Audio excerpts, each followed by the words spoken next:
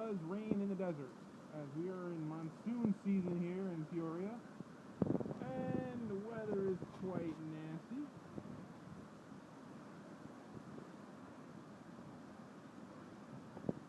This is pretty crazy. I have to admit, though, the whole week it looks like it's going to rain around almost exactly 4 p.m. It gets very dark, with very cloudy, and looks like storms rolling in, but they've never hit. Well, now as you can see, we're getting our storm. So we actually do get rain in the desert, and apparently a whole lot of it. Look at that. It's only been raining for, I don't know, 15 minutes, 20 minutes.